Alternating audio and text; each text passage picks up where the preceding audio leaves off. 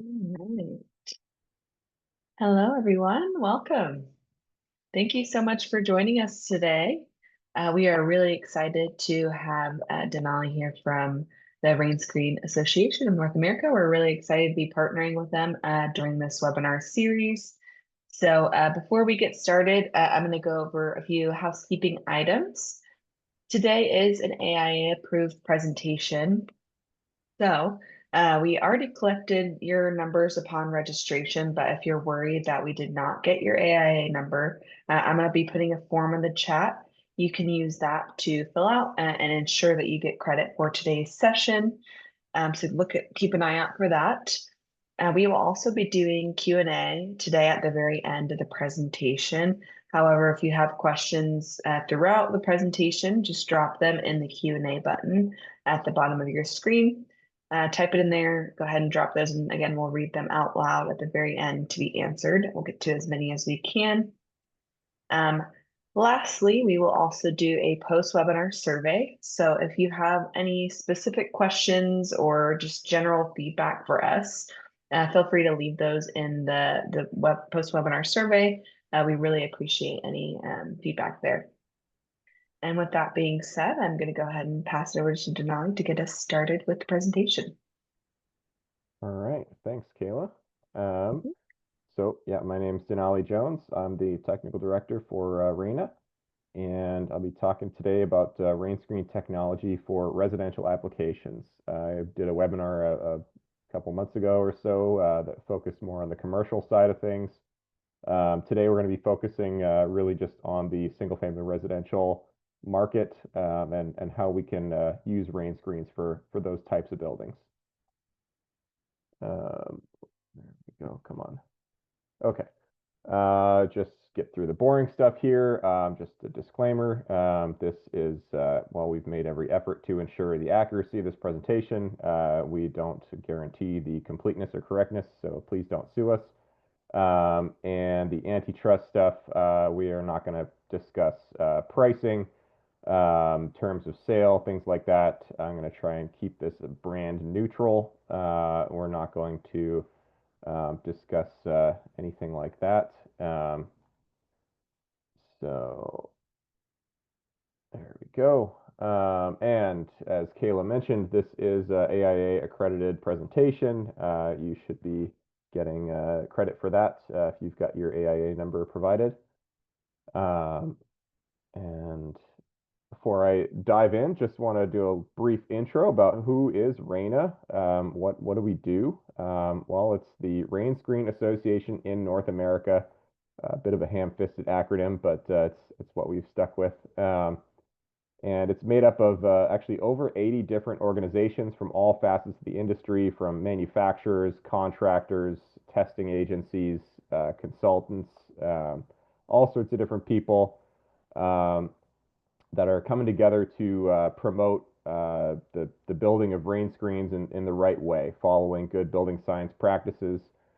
We've got a lot of committees and subcommittees that work on all sorts of fun things. We've got a building codes committee, so we work with folks from IRC and IBC, education and training. We have a definitions committee. We do a lot of industry outreach. And then the performance committee, which looks at things like ASTM standards and all sorts of other aspects of Rainscreen wall performance, as well as the residential committee, which focuses on what we're going to talk about today. So if you are interested in Rainscreens, you want to find out more, you want to be involved, please reach out. We're always happy to have new members. We're industry-led organization, so we kind of set the agenda for what we want to do as a organization. So come join us. It's a lot of fun. Get to talk about definitions of what is a drainage gap and all sorts of interesting things like that. So let's get into the content here. So what is a Rainscreen?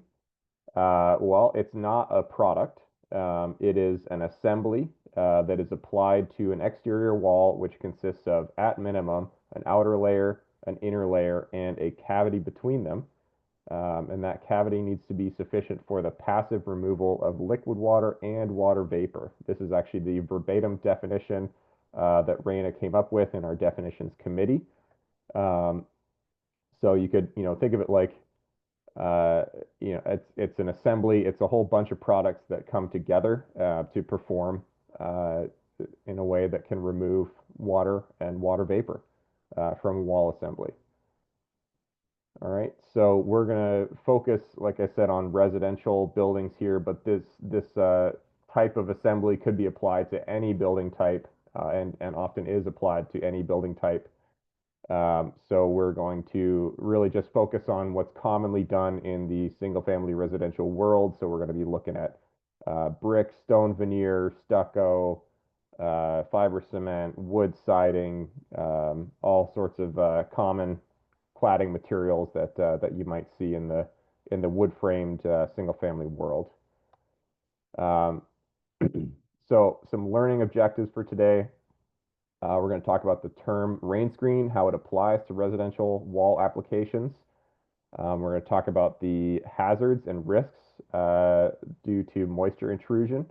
We're going to identify the various sources of that moisture, how moisture gets into our walls, where does it come from, and then look at how rain screen technology can greatly increase the durability of our residential wall construction and reduce risks, both to the builder, to the homeowner, to the designers. And then we'll talk a bit about the role that RAINA plays in supporting that industry.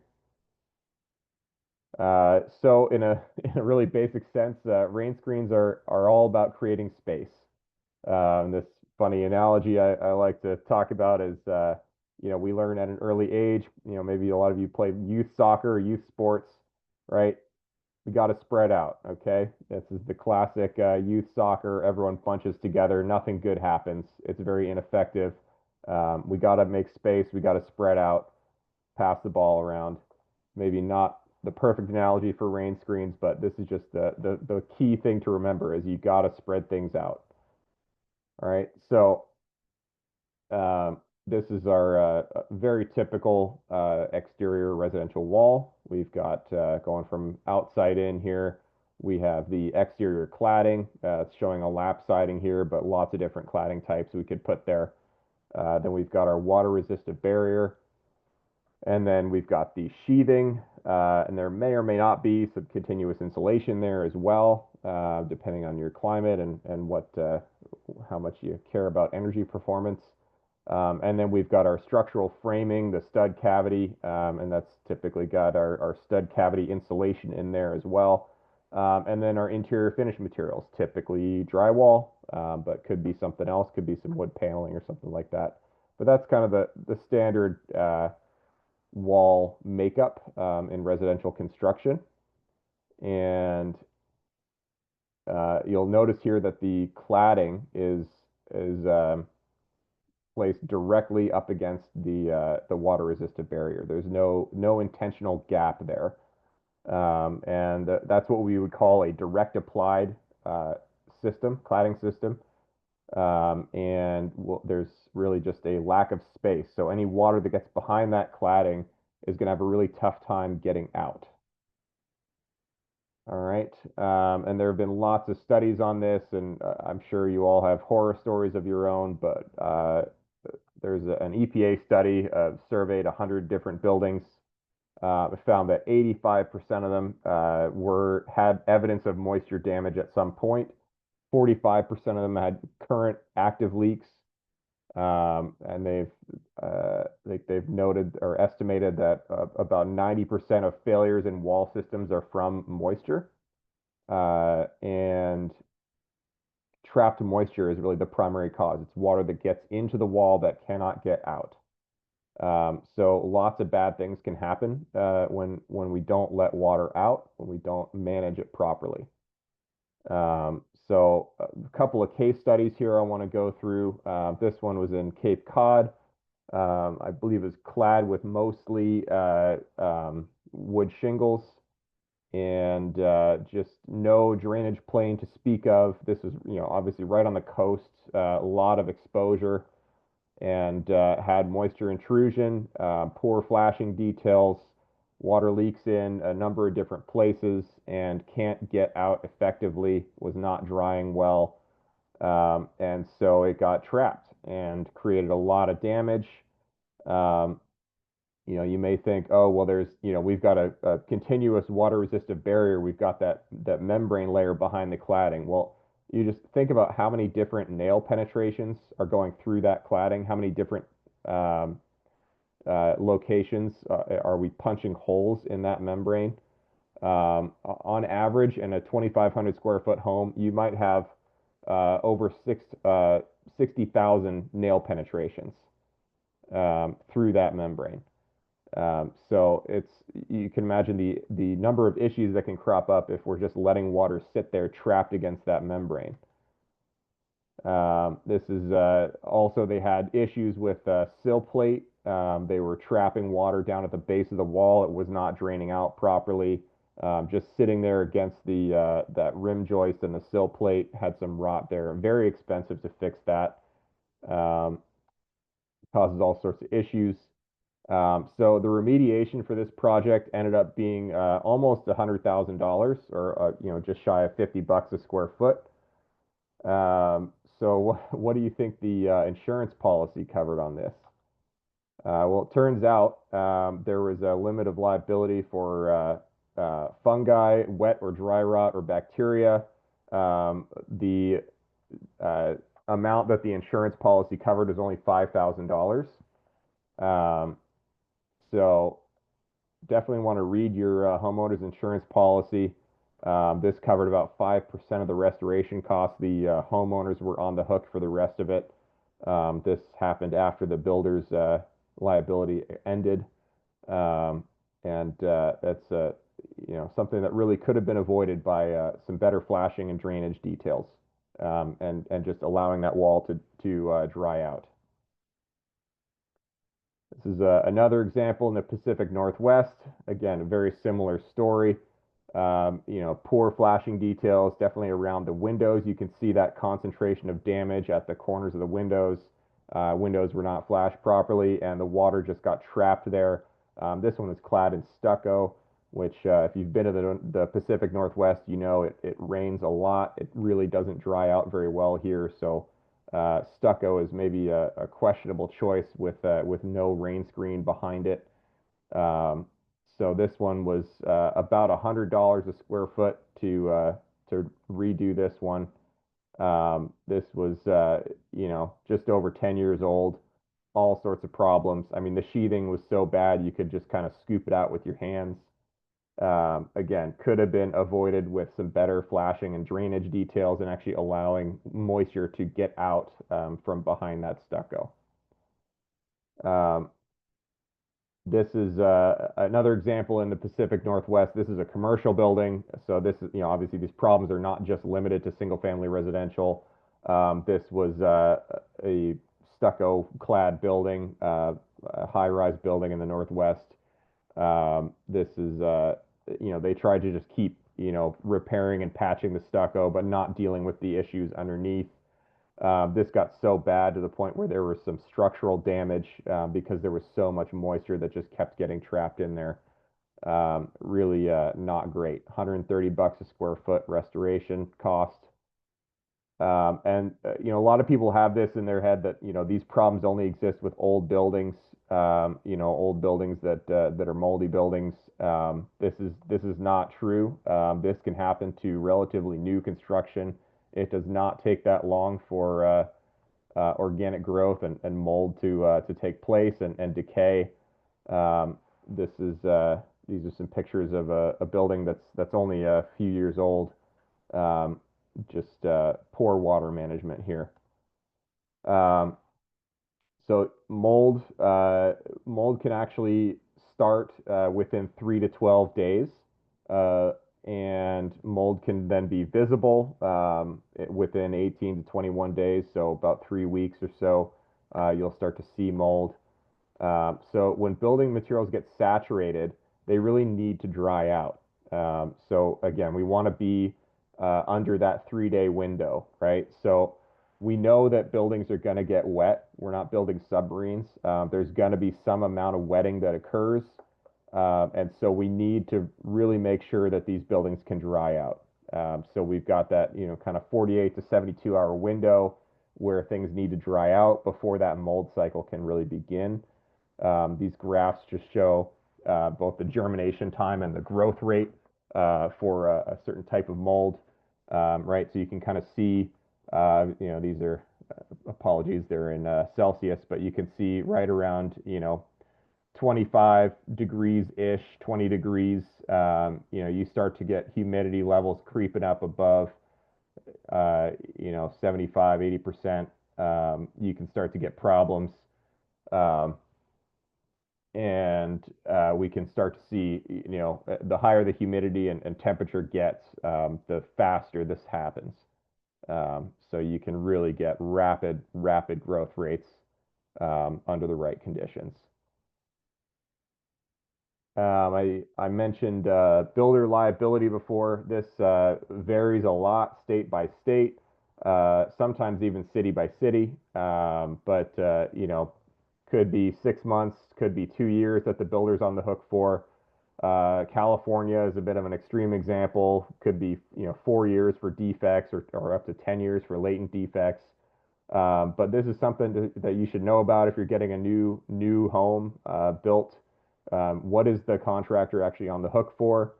What is your insurance policy going to cover? You got to think about these things. Or if you are a builder, you definitely need to know how long you're on the hook for, and you want to reduce callbacks, right? Even if it's outside of your liability window, you're still going to be the first person that gets a call if something goes wrong, and you want to avoid those callbacks. Not good for anybody. So, you got to ask yourself 3 questions when we're starting a project, right? So where is the project? Where are we building? What's the climate like? What cladding material or materials are we going to be using? Are they absorptive or non-absorptive? We'll talk a bit about that later. And then what kind of wall designs are we going to go with here? What measures of moisture protection are we going to use? Right? So the way that you might build something in, let's say, Florida might be different than the way you would build something in Denver or Boston or Southern California or Seattle. The climate and the weather matters a lot, as well as what types of cladding and wall design you're going with. All right, so um, if any of you are familiar with Building Science Corporation, this is Joe Stiebrick and his team. They recommend some kind of rain screen system for anywhere that has over 20 inches of annual rainfall, and that seems to be a reasonable guideline in our opinion. So that ends up being a lot of places. You also need to consider snowfall as well. So these graphs here, these are showing the average annual rainfall intensity, and then the snowfall as well, average snowfall by region, right? And so you can kind of see where the areas are that get a lot of rain and a lot of snow. So that's a lot of the country, and that's also where a lot of the people live. So yeah, we've got a pretty good case for rain screens in most of the country. All right. Other thing we need to think about is wind loads, right? So winds also have an effect on water performance of the walls. Wind can blow water into the walls. Um, so we have wind-driven rain and snow that will find any gap or crack in the cladding. It's going to find its way in. That's what drives one of the main drivers of moisture getting into our walls is wind. And then we've got population, right? So yes, there are some areas of the country where maybe you're not as concerned about water management, but that's not where a lot of people live. So for most of you on the call, you are probably in an area where rain screens could be very beneficial. All right, so I mentioned briefly absorptive claddings versus non-absorptive claddings.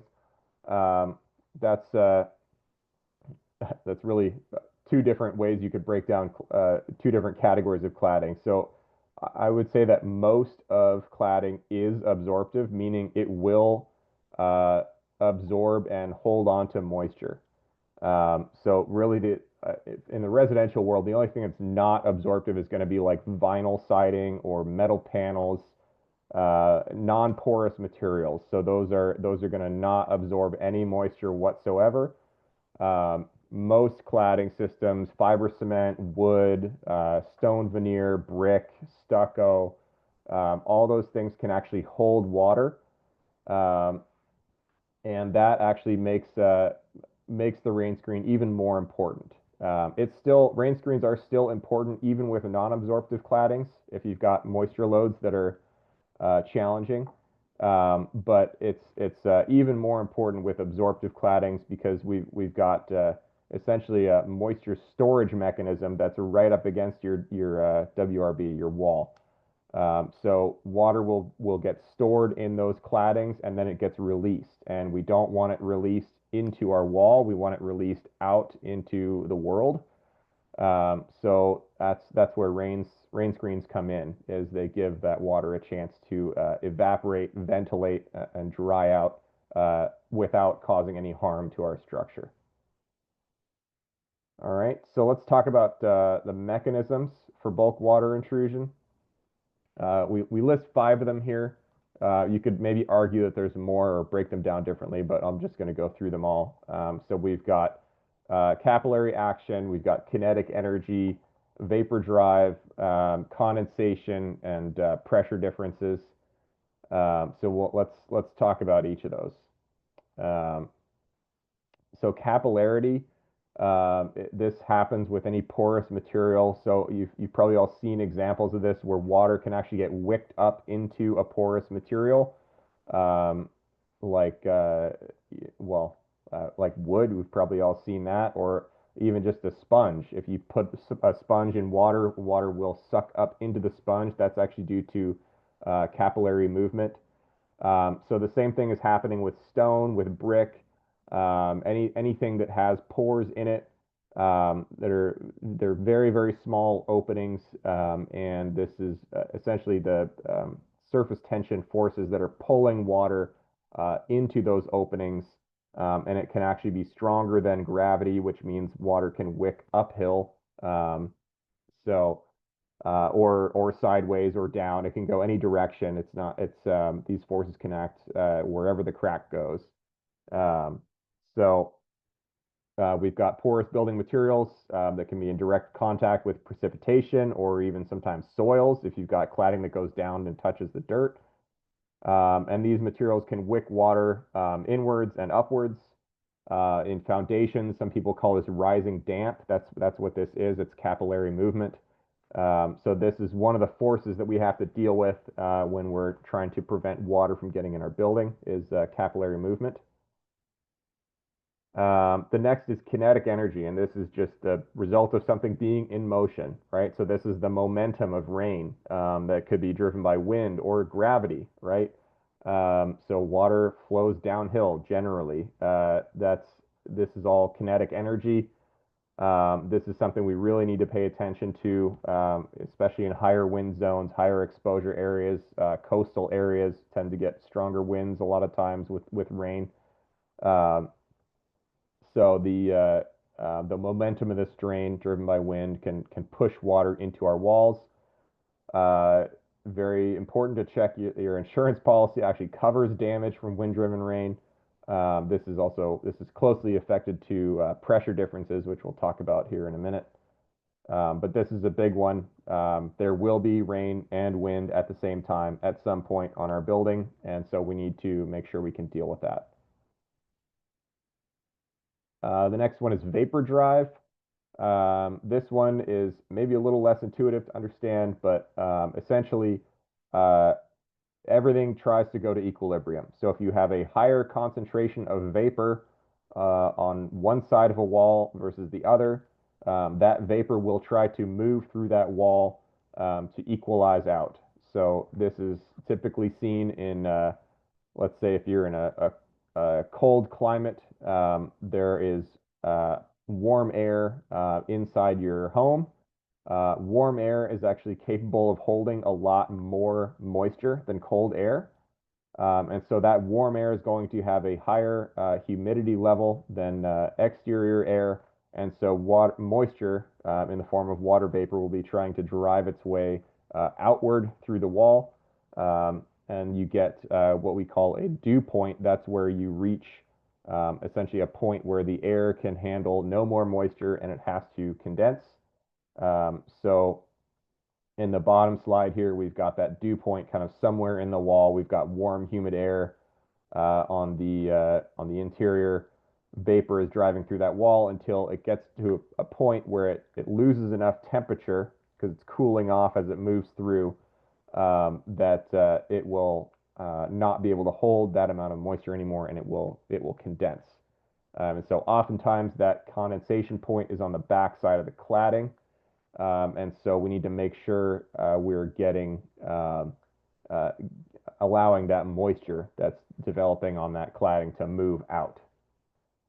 In the summer, you can get the opposite effect if you've got air conditioning on the interior, you've got hot, humid air on the outside, cool and dry on the inside. That moisture is going to try and drive through the wall to the interior.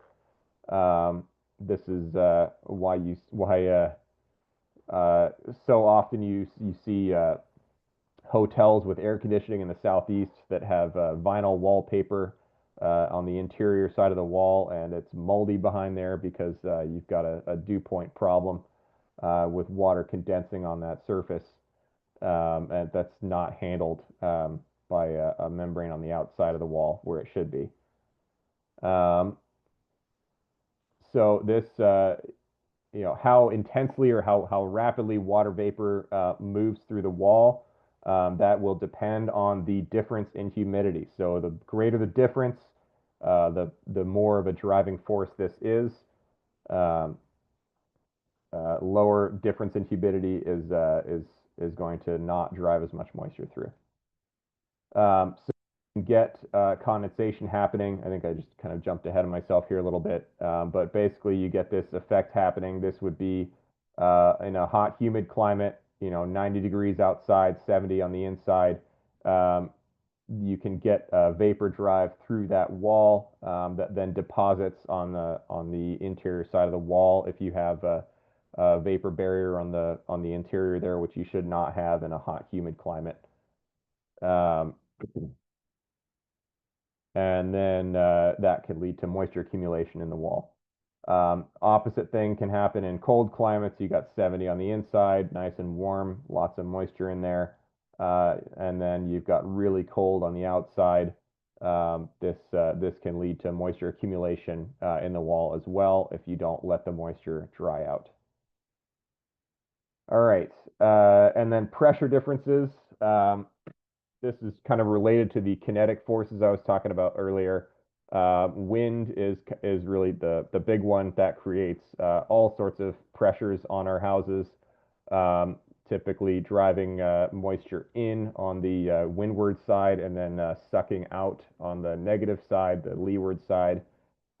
This can push moisture into all sorts of different cracks and gaps. So wind is definitely something we cannot avoid, and so we need to just learn how to accommodate that with our building design. All right, so what's the solution? What is our wall design? Well, let's go through a few examples here. This is sort of the classic face sealed or concealed barrier would maybe be a more appropriate term here. This is water control behind the cladding, but there's not really a specific drainage or ventilation cavity. Any kind of drainage that happens behind that cladding is sort of incidental or by accident. We're not designing a drainage space there. So this would be, your old school stucco over a layer of building paper, or this is your old lap siding over building paper. This is kind of that Cape Cod case study where things got trapped in there, couldn't get out behind that lap siding and caused all sorts of issues. So This is still done. It's not really the greatest, but if it's a really dry climate or you've got huge overhangs that are protecting those walls so they're not really going to get wet, you may be able to get away with this sometimes, but it's not ideal. This is just it's a risky way to build. You got to do everything perfectly in the right conditions for this to work. Um, so the next we have what we call drained assemblies. So this might be two layers of building paper. You got kind of a drainage layer in between them. Or let's say there are textured building paper, sorry, textured house wraps or things like that that you could call a drained system. This does allow more drainage to the exterior of the wall. You can actually measure this. There's an ASTM standard for measuring drainage effectiveness. Um, you may get some degree of venting, but it's kind of an accident if you do. There isn't really an intentional ventilation space. It's just a very small drainage gap. Um, so next we have what we call drained and vented. And so this is an intentional drained and vented cavity. So there's a lot of different ways to do this, and we will talk about them. But this could be using a drainage mesh. It could be using a furring or batten strips. It could be just a cavity like behind the brick we see here on the right. Very important to actually let the water out at the bottom. This is a really critical part, which sometimes gets screwed up, as you can imagine. That was one of the problems in that Cape Cod house. But just having a clear pathway for this water to get out is so important. It does you very little good to have a dedicated drainage gap and then seal it at the bottom. You're effectively just creating a reservoir for water to collect at that point. You need to let the water out. Um, and yeah, so that's the water here is signified in blue, the blue arrows, and then venting is signified by the green dashed arrows. So all of these can vent.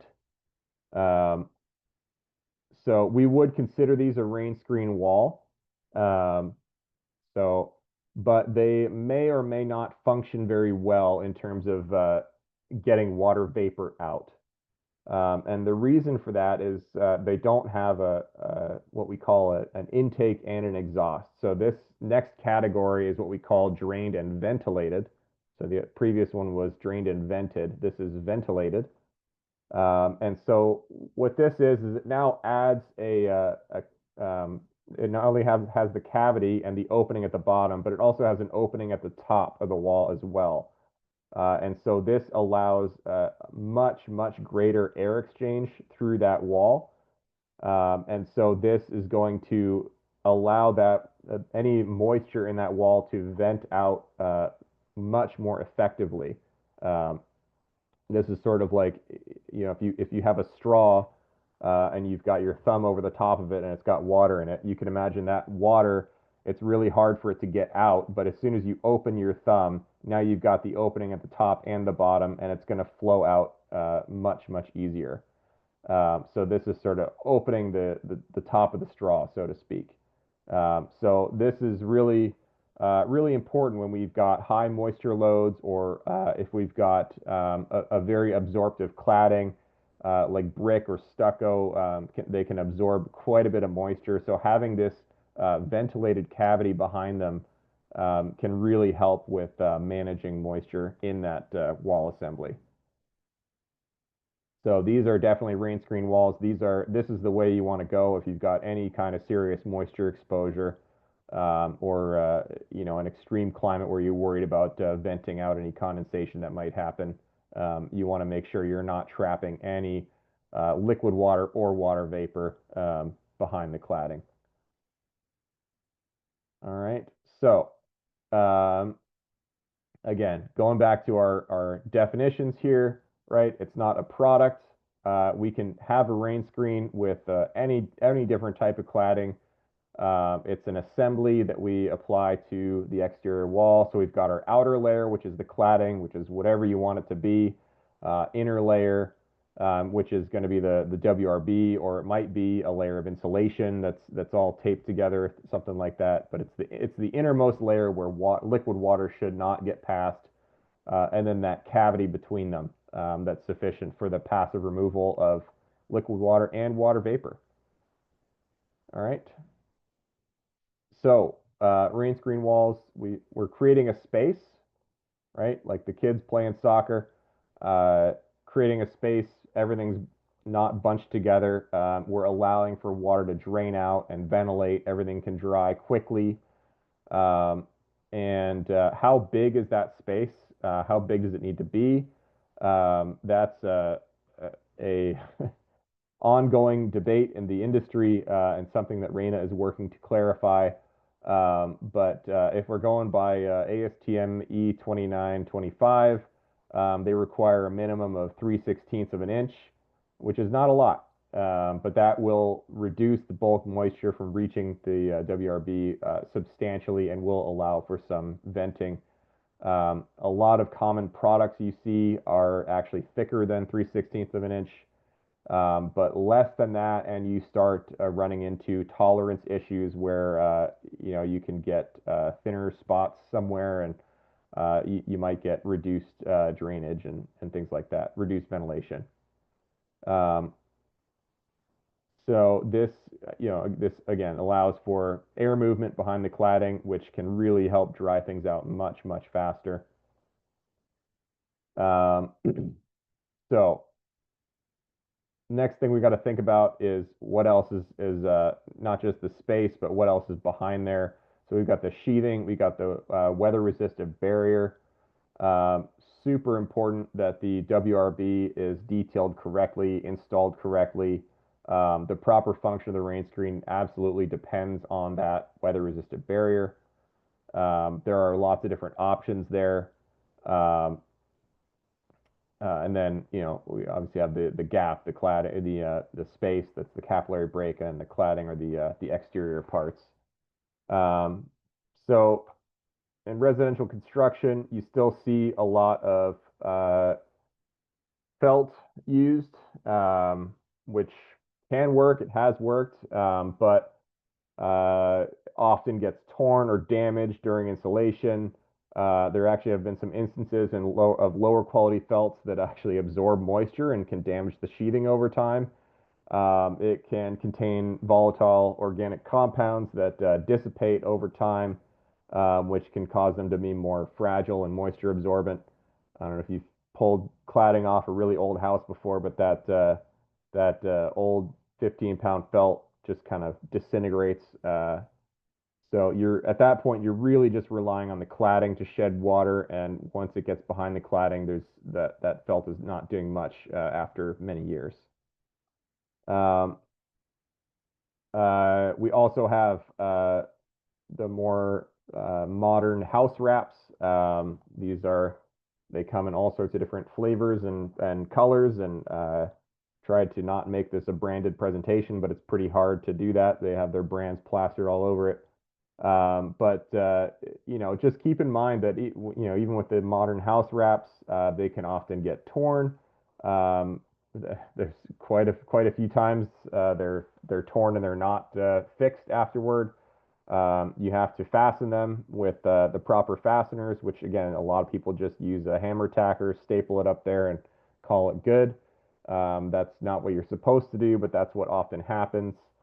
You puncture it with the fasteners, and then you get water through the siding, right? And that's where we can run into problems. So if water gets trapped between the siding and WRB, there are going to be holes in the WRB somewhere. Eventually, water will get in.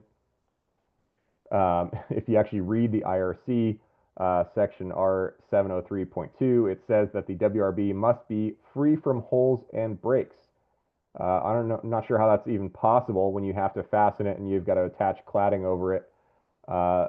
It's always going to have holes in it. And so what the rain screen does is it just reduces the risk that those holes are going to create a problem because water can just easily drain away and everything can dry out quickly.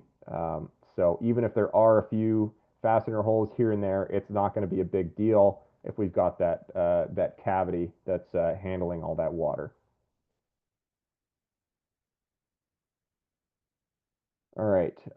We also see some integrated air and water resistant barrier products. So this is the sheathing product that has essentially a membrane integrated within it.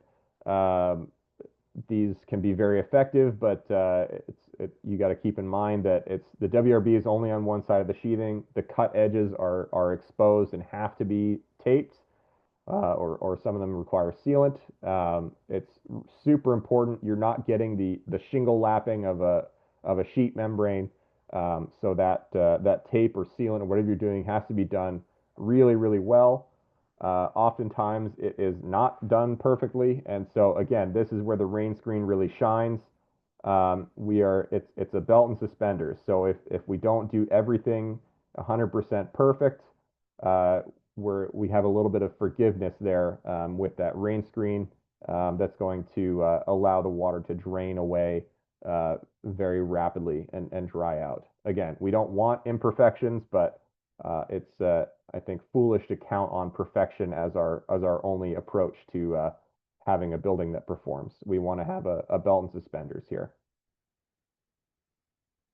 Then you get things like drainable water resistant barriers. There's a few different types. The drainable house wrap. So typically that gives you a gap of maybe 1 to 1.5 millimeters. Keep in mind that the surface tension of a water droplet can allow it to span 1 to 2 millimeters. And so what that means is you're still going to get water droplets that kind of hang on there in that cavity and won't really drain out. It will drain. Don't get me wrong, they do drain quite a bit more than a non-drainable house wrap. But it's not going to be as effective as having a dedicated gap. So ventilation, to get any meaningful airflow, you need at least 4.5 millimeters of airspace. So they're great house wrap products, but I would not say that they ventilate. They do drain somewhat. I've got some test data to show later on here that explains that.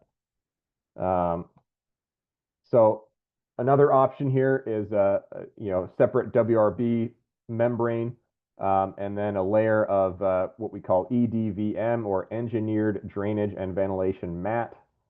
So this is something that looks like this, or maybe something that looks like this. There's different types. So whether it's an entangled mesh or like a dimple board, that can be a really effective way to maintain that drainage gap and ventilation gap there. And then you get things like battens, engineered battens, which we'll also talk about. So what does an EDVM do? It essentially does that middle part of the rain screen definition. So we've got our outer layer and our inner layer. This takes care of that gap. So it creates space, creates a gap to allow drainage and ventilation. It stops that capillary water movement so the water can just drain out. All right, so lets water drain out. Again, very important to have that properly flashed at the base of wall. We're not trapping water, and we're leaving it open at the top to allow that full ventilation there. Okay.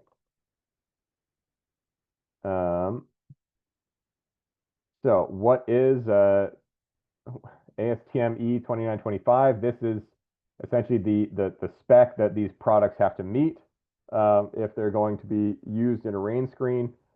They do a whole bunch of testing, which I won't really get into, but these are not just any old pieces of plastic. They do lots of heat aging, water immersion, compression testing. They do burn tests. They have to be fire resistant. They test the drainage efficiency, UV resistance, all sorts of stuff. So you definitely, if you're going to buy one of these products, make sure it actually meets E2925 requirements. There's three different types. So there's the entangled mesh, which is this picture on the left here, the formed polymeric sheet, which is the middle picture, and then formed battens, which is on the right. So these have to meet kind of different types of standards for each one, but they all can work quite well. So yeah, then we've got continuous. Yeah, this is showing the same thing, right? It's very important to maintain that ventilation path as well as drainage, so letting air move through this whole thing. This actually can happen, if you get a big rain event, you got your stone cladding, absorbs a bunch of moisture, and then you get the sun comes out and it's heating things up, so it's baking your wall. That's actually going to drive that water vapor into that cavity. So we call that solar-driven moisture. And so if you've got that air cavity back behind it, you're going to have that stack effect. So that warm air, moisture-laden air is going to rise up and out of that cavity. So we want to make sure that can happen quickly. As the sun heats up our wall after a big rain, it's going to dry out effectively. Right? So again, keep in mind, if we only have this opening at the bottom of the wall, a lot of that moisture-laden air really doesn't have anywhere to go if the top is sealed. It's just going to stay there and hang out. It's going to be wet for a long time. So that's why it's important to vent not only at the bottom, but also the top. All right. So, yeah, this, like I was just saying, this helps remove two different types of vapor. So this helps remove vapor that might be coming from inside the house. If you've got a cool outside air and then the warm and humid inside the house, this can vent that moisture out, as well as any moisture that's stored in our absorptive cladding, our reservoir cladding, that's moving by solar drive there. So two different types of vapor can be ventilated out, so we cannot trap any moisture in our wall assembly. All right, so type A, this is the entangled matrix, typically polypropylene or nylon. Usually has some kind of a filter fabric to hold it all together. This filter fabric is also commonly used for mortar deflection. So if you're putting this behind brick, you won't get mortar buildup, or engineered stone. This is very effective for that. That's what that filter fabric does. It keeps that drainage and ventilation plane continuous, even if you're slapping mortar up on top of this. They test it for compressive strength, fire rating. It's compatible with pretty much any siding material, and they test the drainage effectiveness as well. Then we've got type B, so like commonly called dimple mats. This is a 3D dimple mat. It's usually also going to have a filter fabric on it, again, for that mortar deflection. Again, excellent compressive strength, and will not crack. You can bend it and twist it all you want. It's very resilient. Also fire rated and compatible with pretty much any siding material. And then type C, battens or furring strips. You actually don't need an engineered batten or furring strip. A lot of times you can just use wood. So this is a very common assembly where you actually just have 1x3, 1x4 strips that are just attached vertically, and then your siding attaches through those strips, and that creates your rain screen system. There are lots of polymer-based products here that can do the same thing. So some of the differences between these two: wood battens, they're cheap, they're available, you can get them anywhere. They can actually be part of the structure. So if they're beefy enough, you can actually get them so that you don't need your siding nails or fasteners to go into the stud. Um, Downsides, though, they can and do hold moisture. Wood can be absorptive, uh, and you don't really get cross ventilation. So they have to be oriented vertically. If you want to run vertical siding, for example, you can't run these wood batten strips horizontally because they will block moisture from draining out, and they'll block your vent path. So they don't have a cross ventilation function. So they have to be run vertically. You can also, I've seen them with vertical siding. They'll run two layers of the wood batten strips. So they'll run the first layer vertically. That's your drainage plane. They'll run a second set of battens horizontally. Um, that's a lot more labor intensive and expensive, but it can work. And then you've got engineered batten strips. These actually can be oriented vertically and horizontally. They're quick and easy. They do not absorb moisture. However, they are not structural. So you have to be aware of that when you're choosing your fasteners, that you got to have fasteners that are long enough that can go all the way into the studs. These are not part of the structure. Um, This slide just shows the relative effectiveness of air movement and water movement in a quarter-inch drainage and ventilation mat versus two different drainable house wraps. You can see that you do get some air movement and some water movement through the house wraps, but it is like an order of magnitude or more than um, that you get with the just a quarter-inch drainage and ventilation mat. So, like I said, it's yes, they can work to an extent, but if you really need to move water and air through that cavity, you need to have an actual dedicated cavity. Um, okay, so let's see, 1052. Okay, so what have we learned? Really, anywhere that has over 20 inches of annual rainfall, or I think it was 40 inches of snowfall, really should be using rain screens.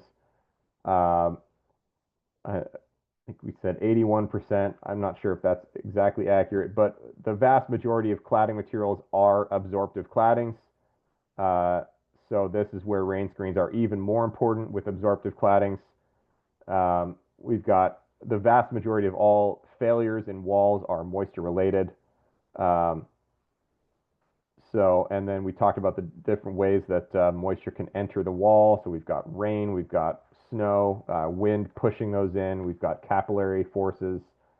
There are a few different types of common wall designs and residential applications. So there's the direct applied, that's very common, but again, does not handle moisture all that well. And we've got drained, and then we've got drained and vented, and the best of the best is drained and ventilated, where it's open top and bottom. Um, so creating that capillary break turns a direct applied wall system into a drained and ventilated wall system. Um, so this is really just about risk mitigation. It's giving us a chance when the membrane is, got thousands of holes in it. We want to make sure that we're not trapping water against that membrane. It can handle some incidental water, but we really want to make sure that we've got that continuous drainage and ventilation layer in front of it. Um, so over the years, we've gotten more and more support from the industry. In the IBC, the IRC now has references to drainage. The National Building Code of Canada. There's lots of great resources from the International Masonry Institute. All sorts of different organizations are starting to promote rain screens, which is great to see. It's really a great way to produce durable, long-lasting buildings. Um, just a quick word on the IRC, though. The language in here is a little bit confusing. We are working to try to clarify this in section 703.2. Basically says that you've got to have a means of draining to the exterior water that enters the assembly. Not really clear what that means. We are working to try to get the code clarified, but this is a long process. Kind of similar thing in the IBC. We're working to clarify and revise section 1404.4. We do have lots of resources. So if you need help with specs for rain screen components, fiber cement, masonry, etc., please reach out. We're now seeing drainage and ventilation mats showing up in these different sections. We're seeing a lot more rain screens specified in public projects, which is great. Industry is definitely trending in that direction. People are realizing the importance of this. So just wrapping up here, I wanted to leave a few minutes for questions. So just remember, it is not a specific product. It's not just the drain mat, it's the whole system, it's the assembly. So the outer layer, the inner layer, and the cavity in between, sufficient for the passive removal of liquid water and water vapor. So I think we've got about 5 minutes or so for questions. Happy to chat, and yeah, please feel free to reach out if you want to get involved. That's all I got. Thank you. Awesome. Yeah, thank you so much. We have lots of good questions here, so I'll go ahead and get started with these. The first question is there a central resource that lists liability limits for each state? Boy, I wish there was.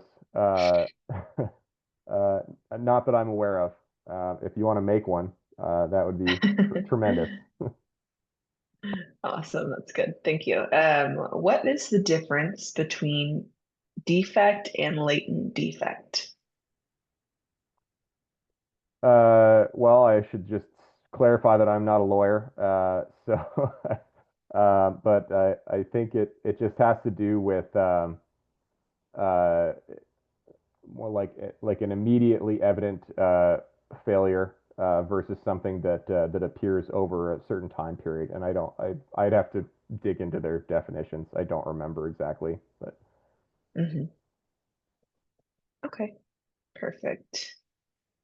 And this next question here, I'm not exactly sure what they were talking about. They asked this about halfway through, but they were referencing a specific gap and wondering if this is a way for insects to be getting in.